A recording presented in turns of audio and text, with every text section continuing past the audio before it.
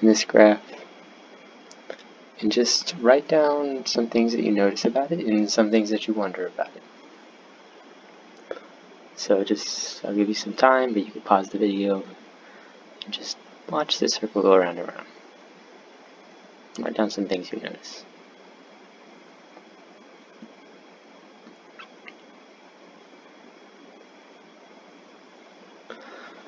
So hopefully you wrote some things down, and one thing that you probably noticed right away, you might not even write this down, is that on the left side here you see a graph. And this graph measures the height of the green line on the circle. So as the green line gets bigger, the graph changes. So here the green line is going up, getting tall, and then it gets smaller, and eventually goes to 0, and then it goes negative, and then it comes back up to 0. We reach the highest point here at the 90-degree mark.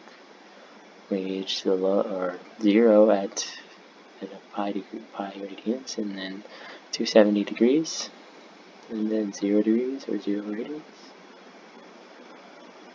And if we imagine that the purple circle is a unit circle, we know that the green line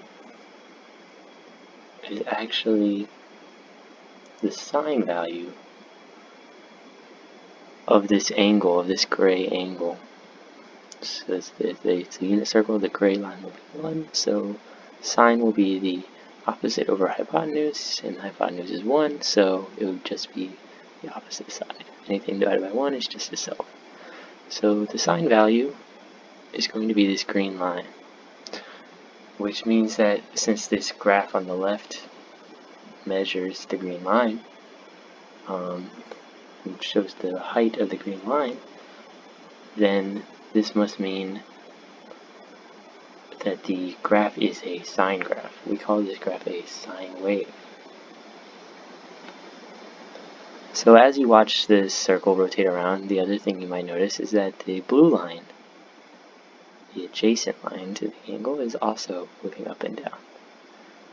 That would be the x value of the point on the circle, on the unit circle or whatever circle, and as we remember from last time, that value is the cosine. And so it's not exactly the same as the green line, but it seems to follow a similar pattern as the green line, where it seems to go up as high as it can, and then it goes back to 0, and then it goes back up, all the way to the edge of the circle, and then it gets back to 0, and it seems just like trying to catch up to sine all the time. To the green line. The blue line sees that the green line is high, so it tries to get bigger, but then as it gets bigger, the green line gets smaller. So they just seem to be in constantly trying to balance each other out.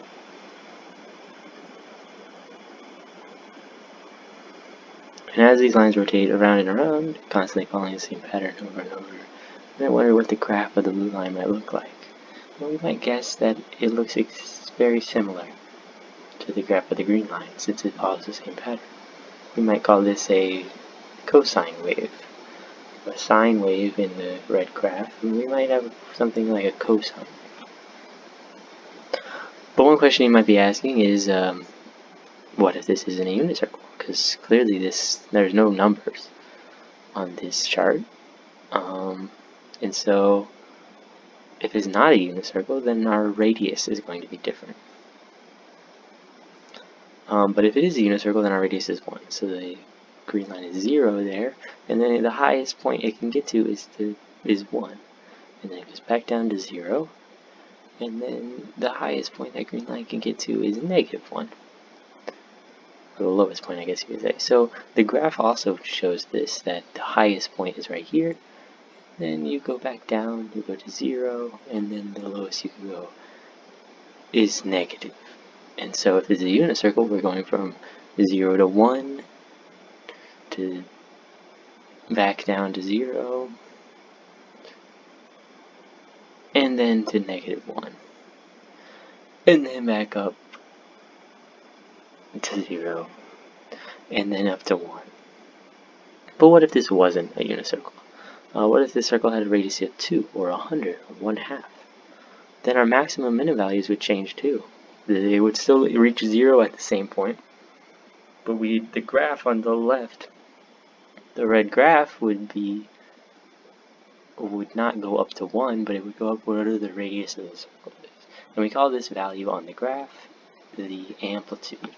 The amplitude is just the distance from this orange line that goes halfway through the middle line to the highest point.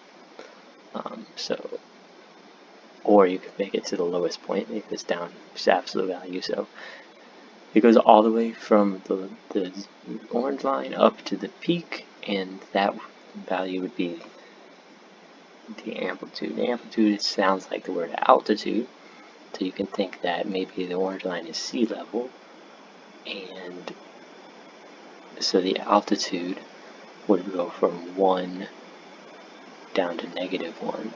So the amplitude 1. But there's something else we might want to do. We don't know that the orange line is actually at 0. What if the orange line is at 100 or 5? If the orange line is at 5, that means we must be adding a value. So we're measuring the length of the green line, the sine, but then we're also adding a value to the end of that. So we take the sine of an angle and then we just add 5 to the end of it, and that doesn't change our amplitude. It doesn't change how far above the orange line we go, but it does change where the orange line is. And we call this the vertical shift because it shifts the graph vertically on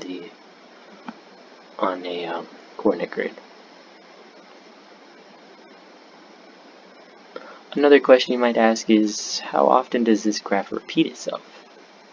We want to start here at 0, angle 0, and go up and around. We're halfway there, and then we go back down to almost 75% of the way there, and then we are all the way around. So this graph probably repeats itself, and we can see that it repeats itself every time the circle goes around one time. So when is that? Well, usually we talk about radians.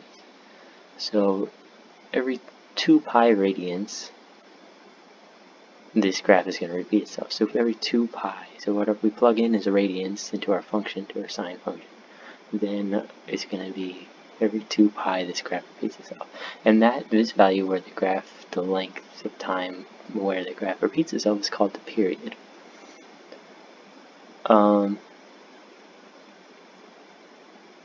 And so we use the period to talk about how fast we're going around the circle.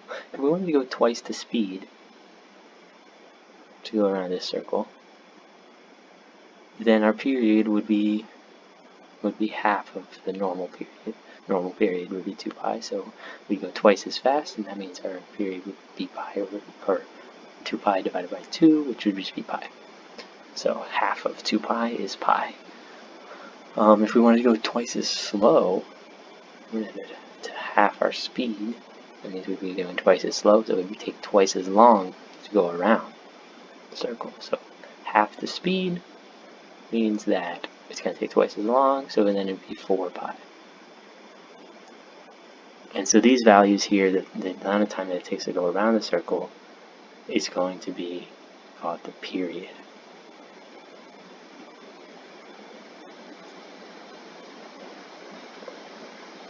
Another thing that might happen is, what if we don't want to start at 0 degrees, but we want to start at a different angle? Maybe we want to start at the top here at pi over 2. What if we wanted to start here at pi, or 3 pi over 2? If we wanted to start at a different spot, this wouldn't change our period, it wouldn't change our amplitude, and it wouldn't change our vertical shift. It would just change when we get to a certain point.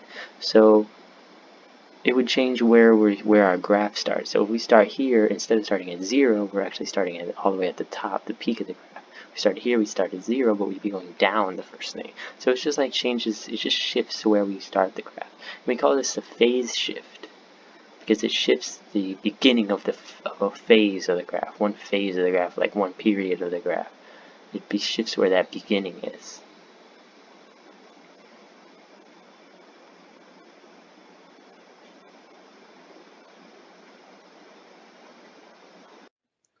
So here you can see how the algebraic form of the graph. So how to write the function of sine to get that sine wave. You have the amplitude, which is the distance from the middle to the top, the highest point. You could the radius of the circle you're working in. That would be A. And then on the other side is the vertical shift, which is how much you're adding to the value, to the length of the line after you hit it, after you measure the length. And then for the period and the phase shift, we have kind of these little formulas here. If you want to modify, if we don't have this C value and we just had B, you would notice that if we wanted to double the speed, we would just make B2. If we wanted to, and then that would make our period pi, because doubling the speed would half the amount of time it takes to go around the circle. If we half the speed, if b is 1/2, then we are going to be doubling the time it takes to go all the way around the circle. So it would be 2 pi divided by b is the period.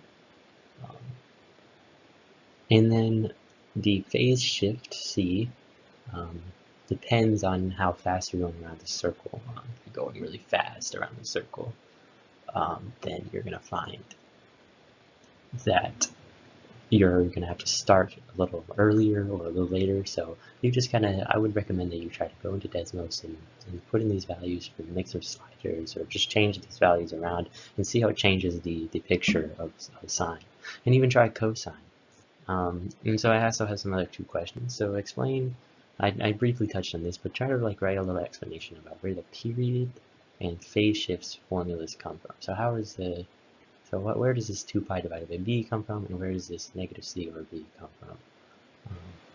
And then the second question I have is, what value of c could you put in just sine of x plus c to make it equal to cosine of x?